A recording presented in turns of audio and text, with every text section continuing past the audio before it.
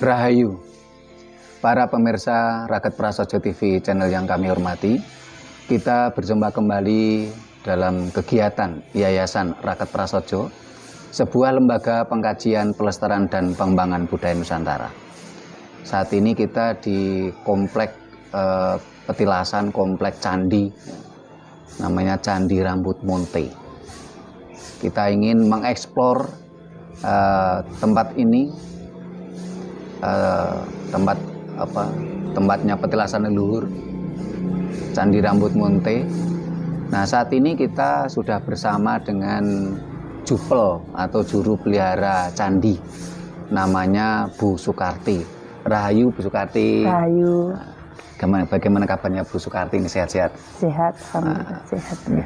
Puji Tuhan, Astungkara ya, sehat. Gitu. Nah, ini kok cuacanya ini dingin ini Bu Sukarti, ini termasuk lereng gunung ini ya? Ya, lereng Gunung Kawi. Oh, lereng Gunung Kawi. Oh, ini. Ketinggian berapa meter, hafal enggak Bu Sukarti? Enggak hafal ya. Enggak tahu. Ini memang lereng Gunung Kawi sehingga terasa dingin ya, sejuk. Nah, para pemirsa, kita ingin tanya ke Bu Sukarti tentang apapun yang terkait dengan Candi Rambut Monte ini. Silakan Bu Sukarti. Nih, apa saja yang Bu Sukarti ketahui tentang Candi Rambut Monte ini? Oh, Candi Rambut Monte itu diambil dari ini, asal mulanya diambil dari kepala kala yang rambutnya kayak monte itu, maka oleh masyarakat sini dinamakan Candi Rambut Monte. Rambut Monte. Monte sendiri itu maknanya apa, Bu Sukarti? Monte itu kayak untaian kalung itu loh. Oh, kayak untaian kalung. Yang seperti ikal-ikal gitu loh. Oh ya, ikal seperti apa, sulur gitu ya. Ya. Nah, ini berawal dari kala Ibu ya. Kepala kala yang tengah kala, itu ya. Yang tengah ya, tengah itu. Terus yang atasnya itu seperti kepala naga. Kepala naga. Nah, ini ceritanya bagaimana nih Bu Sukarti ini? Kepala naga itu dilambangkan yang melindungi desa sini. Yang melindungi desa sini. Ini dulunya ini kok diberi nama Candi Rambut Munte yang ditulis oleh pihak PPCB. Ini dulu memang apa, sebuah candi yang besar terus akhirnya karena kebawa zaman terus akhirnya ada yang rusak atau bagaimana ini? Iya. Dulu mungkin ya memang candi yang besar ini hanya tiang yang utuh, tinggal yang bawah ini. Yang atas kan nggak beraturan kan, sudah berserakan terus oleh masyarakat ditata sekenanya, nggak seperti struktur candi. Sudah berserakan, sudah morat-marit ya, sudah tidak seperti candi pada umumnya kan, berserakan sampai bawah-bawah sana. Terus oleh masyarakat dikumpulkan, ditata ala kadarnya begini. Dan ini kan dari batu andesit Bu ini.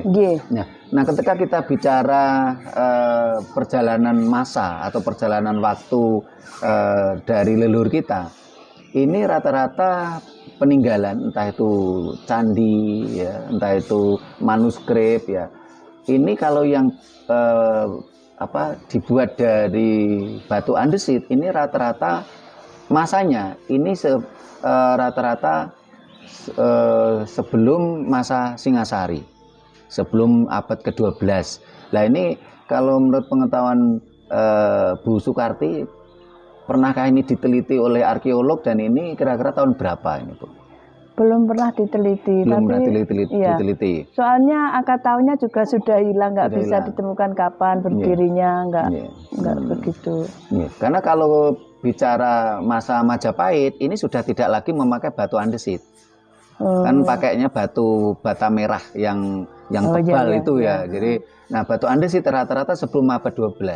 Mulai Singasari, terus dinasti Isana di Kediri ya. Setelah itu kalau dilihat dari lokasinya, ini lereng Gunung Kawi antara Singasari dan Kediri. Nah, ini adakah petunjuk yang pernah Ibu Sukarti ketahui? Ini barangkali ini peninggalan pada masa kerajaan Kediri, walaupun tahunnya udah nggak kebaca ya. Mungkin ya pada waktu masa Kediri. Masa itu. Kediri. Ya. Kediri sama Singasari itu. Ya. Kediri atau Singasari. Jadi kalau kita lihat adanya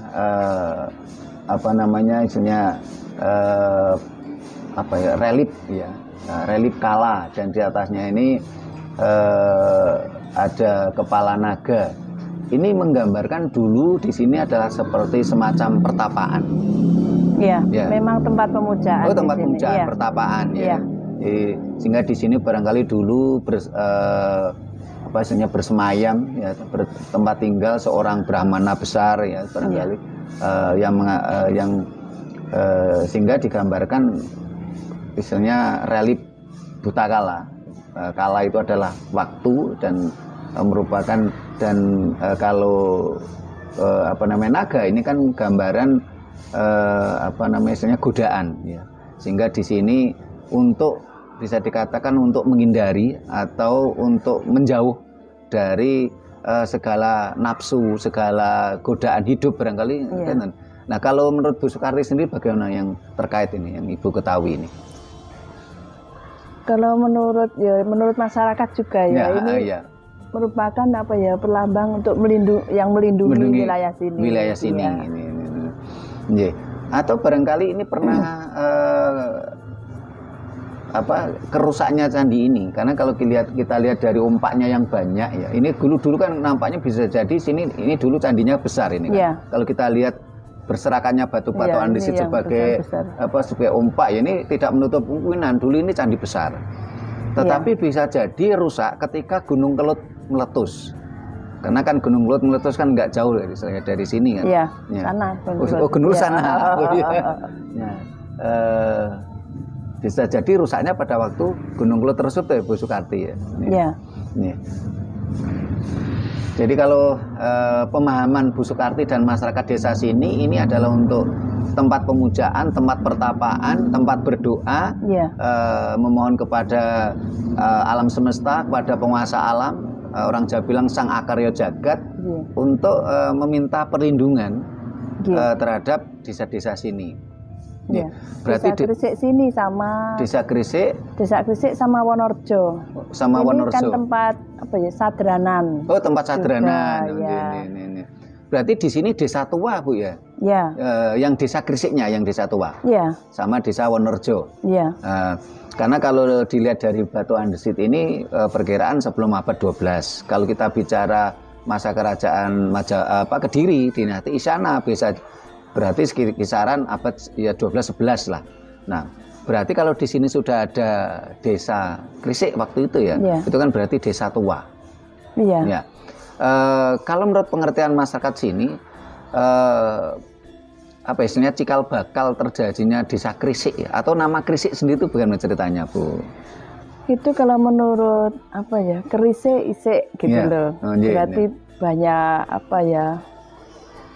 Gresik itu masih banyak apanya ya, sesuatu yang sesuatu simpanan masih ada gitu. Wasiatnya banyak sekali di sini. Sehingga apapun yang dibutuhkan masyarakat, yang menjadi kebutuhan masyarakat di sini selalu tercukupi, desa yang makmur gitu ya, yang selalu isik, selalu ada, tersedia apapun kebutuhan. Banyak pusaka di sini. Banyak pusaka, banyak apapun kebutuhan masyarakat itu terpenuhi di sini ya. Apalagi yang Bu Sukarti ketahui terkait dengan Candi Rambut Monte ini? Di sini itu banyak orang-orang datang dari luar, dari dalam daerah sendiri. Itu berbagai tujuan ke sini. Mungkin ya tempat pemujaan itu kita dia penting apa, mohon di sini juga. Karena memang ini adalah tempat pemujaan tempat pemujaan, tempat pertapaan, tempat berdoa. Juga umat Hindu. Umat Hindu yang mau melakukan upacara pasti mendak ceritanya di sini, terus ngambil ceritanya di bawah. Karena memang kalau saya lihat dari reliefnya ini memang ini peninggalan Siwa Buddha. Karena dan pada masa kerajaan Kediri memang kan keyakinan masyarakat waktu itu kan Siwa Buddha, jadi digunakan beberapa upacara keagamaan juga di sini. Nah, kalau tadi kita ke bawah, Bu ya, itu ada mata air besar ya di situ. Nama mata air itu apa, Bu? Apa? Ya, Sumber Monte juga. Sumber Monte juga. Terus tadi ada banyak ikan di situ. Itu ikan apa itu, Bu? Itu ikan dewa. Oh, ikan dewa. Kalau ya ada yang menyebut ikan dewa, ada yang menyebut ikan sengkaring. Ikan sengkaring. Kalau dari Dinas Perikanan mungkin dikatakan hiu tawar juga. Hiu tawar. Ya, tadi saya ke sana saya lihat ini seperti gabus tapi bukan gabus. Tapi dikatakan hiu juga bukan hiu. Kalau tawar. Saya pernah lihat hiu tawar pun juga tidak seperti itu. Kebetulan saya punya teman yang beternak hiu tawar. Dan saat ini memang ikan hiu tawar sedang menjadi komoditi yang naik daun saat ini. Banyak yang misalnya beternak saat ini. Hiu tawar. Hiu tawar, gabus ini banyak diternakkan saat ini. Tapi yang ada ikan kayak ini cuma di sini sama di Sendang Biru. Nah, itu tadi saya katakan ini hiu tawar juga tidak. Tapi kalau dikatakan dari pihak perikanan mirip ya, sejenis barangkali tapi tidak saya lihat. Saya pernah melihat, saya pernah megang hiu tawar nggak seperti ini gitu loh. Juga besar-besar. Besar, hiu tawar juga besar. Ya. Tapi nggak seperti ini jenisnya, sehingga tadi ini kok aneh ikannya ini. Saya belum pernah lihat ini. Kalau kita memandang ya kadang ada orang awas ke sini memandang dia bukan ikan. Ada yang begitu. Kalau kita bicara pengalaman spiritual itu memang tidak bisa jadi acuan, Bu. Berbeda-beda. Setiap manusia memiliki kemampuan spiritual masing-masing dan memiliki pengalaman spiritual masing-masing. Tetapi kalau umpamanya orang mengatakan ikan dewa ya bisa jadilah. Dalam artian apa? Karena memang langka gitu loh. Memang langka. Soalnya dia mati pun mati banyak pun jumlahnya juga tetap seperti itu. Jumlahnya tetap. Iya. Mati juga nggak ada yang kecil, nggak ada yang, pokoknya ya nggak ada yang kecil. Tahu-tahu ya sudah besar-besar ya. Itu mulai Bu Sukarti kecil ya sudah seperti segitu itu ya. Dari kakek saya juga seperti itu. Jadi jadi jupel candi ini mulai kakek ya. Iya, mulai kakek, terus bapak, kakek, nenek, terus bapak. Oh, kakek, nenek, bapak. Iya, terus saya. Jenengan, berarti jenengan generasi ketiga saat ini ya. Iya. Jadi kakek, nenek, bapak ke jenengan. Ya. Usia berapa, Bu? Saya sekarang? Iya. 46. 46. Jadi berarti mulai Bu Sukarti masih kecil, ikannya cuma segede itu, jumlahnya juga segitu. Sudah 46 tahun berselang pun juga seperti itu, sebesar itu dan sejumlah itu. Cuma dulu kan belum luas seperti itu. Iya. Dan dari masa ke masa terus dikembangkan seperti itu, dibangun oleh pariwisata. Ini yang membangun Dinas Pariwisata Pemkab Blitar. Yang bangun. Tapi kalau Ibu pegawai dari BPCB Trowulan. Itu memang kerjasama yang baik antara pemerintah daerah dengan pihak yang terkait dengan peninggalan ya. Nah, para pemirsa yang saya hormati, tadi sudah kita dengar dari Bu Sukarti. Di sini adalah tempat pemujaan. Sehingga banyak orang yang ke sini untuk berdoa. Berdoa entah itu dari permasalahan hidupnya atau apa. Kalau pengalaman, mohon maaf ini tidak bisa jadi acuan. Jadi kalau menurut pengalaman spiritual kami waktu sebelum kita rekaman ini dengan Bu Sukarti, tadi Bu Sukarti pulang dulu ganti baju. Nah, kita meditasi kula nuwun lah kalau dalam konsep tata krama Jawa. Ya, secara pengalaman spiritual kita memang di sini dulu nampak bersemayam atau bertempat tinggal seorang Brahmana.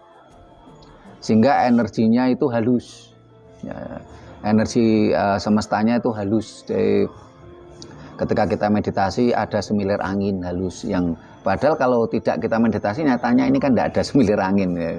Jadi ada semilir angin ya halus ya, dan nampak di pandangan spiritual kita memang seorang Brahmana tinggal di sini. Jadi kalau tadi Bu Sukarti mengatakan di sini tempat pemujaan, pertapaan, tempat orang berdoa, ya memang sangat tepat sekali. Dan di sini pun juga suasananya ini sepi. Ya. Dalam tahun 2023 saja ini sudah masih seperti ini, sepi.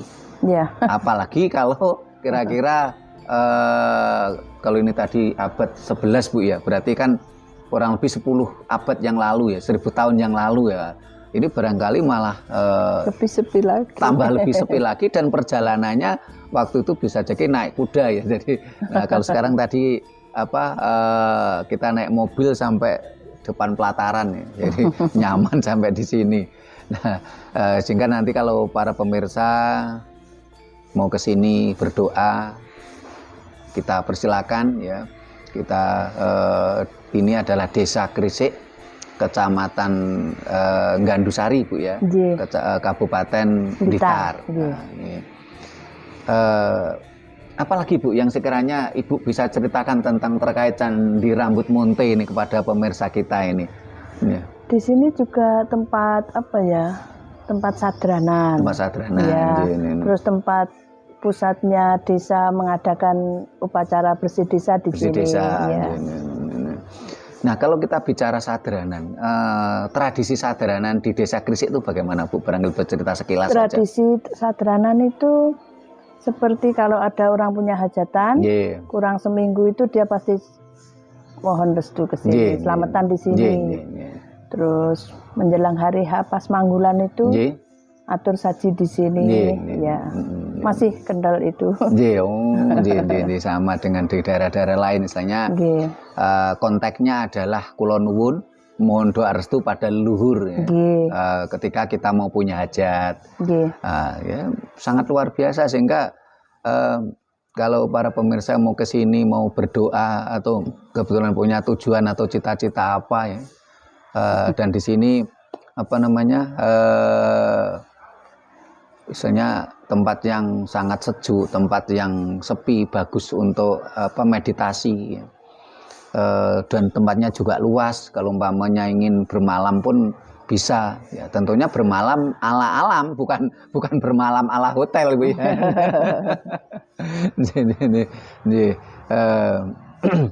Nah, para pemirsa yang saya hormati, barangkali Bu, ini sebelum kami tutup, barangkali Bu ada cerita lain, Bu, tentang Candi Rambut Monte yang Ibu ketahui, Bu.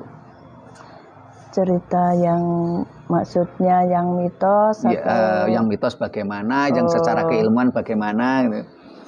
Yang banyak ditanyakan di sini yang mitos. Yang mitos coba aja enggak apa-apa, walaupun lembaga kita sebenarnya kajian keilmuan, Bu. Tapi coba mitosnya bagaimana, Bu? Orang yang kesini itu banyak larangannya juga. Larangan gimana, Bu? Itu mengganggu ikan itu juga nggak boleh. Nggak boleh mengganggu ikan. Ya, masuk mandi di situ juga nggak boleh, selain boleh. Di pembuangannya itu. Ya, kalau mandi di pembuangannya harus, boleh. Ya. Kalau ada orang jahil, dia pun akan menuai karmanya. Dia. Oh iya. Kalau itu hukum alam, tanam tuwe, Bu ya. Begitu. Kalau ngasih makan ikan boleh, Bu ya. Boleh, bagus itu. Nah, memang harusnya begitu. Iya, nah ini barangkali para pemirsa juga penasaran, ikan dewa yang tidak kita temukan di tempat lain. Sampai Dinas Perikanan Kabupaten Blitar aja bingung mau memberi nama ikan apa, karena nggak diketemukan di tempat lain. Sampai akhirnya mengatakan mirip ikan hiu, tapi bukan ikan hiu tawar gitu loh. Hiu tawar. Bukan hiu tawar. Saya pernah melihat itu hiu tawar nggak seperti itu gitu deh. Nah ini kalau ingin lihat ikan dewa di sini para pemirsa, di Candi Rambut Monte, Desa Gresik, Kecamatan Gandusari, Kabupaten Blitar. Tadi sudah diambil gambarnya sama kameramen kita Mas Puji, nanti ditayangkan. Nah, tapi kan kalau cuman lihat di video kita kan kurang puas. Nah, para pemirsa bisa langsung ke sini nanti, bisa temui jupelnya ini Bu Sukarti.